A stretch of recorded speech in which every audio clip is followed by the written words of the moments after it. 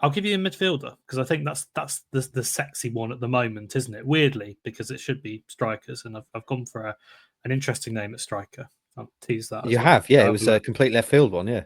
Yeah, well, in a way, yeah. I think that there's a good. He's reason certainly not been discussed. Yeah, he's not been discussed. But yeah, he's one that I've watched a little bit of now, and I really really like. So go find out who that is. Go have a read.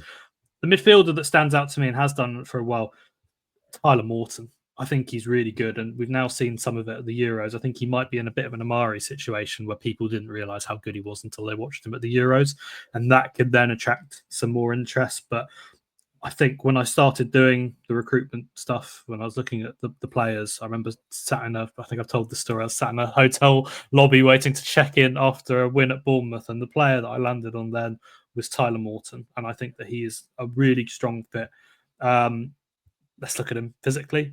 6 foot tall, has a strong build, has proven himself in the Football League. He's now had 2 seasons in the Championship, 40 games with Blackburn, 39 with Hull, which means that he also knows some of those players there. He's played with Jayden Philogene and he's played with Jacob Greaves.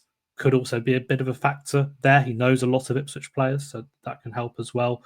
Come through an elite academy in Liverpool. He's been there since 2009. We know that Kieran McKenna likes those kind of players who've had that background.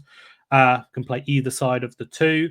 I just think that him learning from Sam Morsey, developing under Kieran McKenna, getting a strong campaign in what would hopefully be a promotion-winning season at Ipswich, then going on to have a crack at being a regular Premier League player, be the perfect trajectory for him.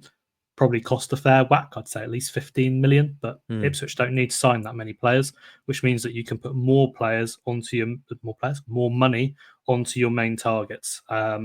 He would be right at the top of my list, I think. And yeah, we've seen some of that in the last few weeks at the Euros. He'd be the one I'd go after. But yeah, go have a read of that. I've picked out 4 players. I've looked at who can go, who could come in, and what my kind of final squad would look like. A nice little graphic which shows a potential lineup and bits like that. Yeah, not a huge amount of work to be done, I don't think. It's very much worth a read. That go and read that if you've not seen it yet. Stewie, Tyler Morton, you said before when we did the squad audit, you think midfield is where the majority of the money is going to be spent. If it is 15 million or so, does that seem reasonable to you? Yeah, Hayden Hackney's the one that I would like.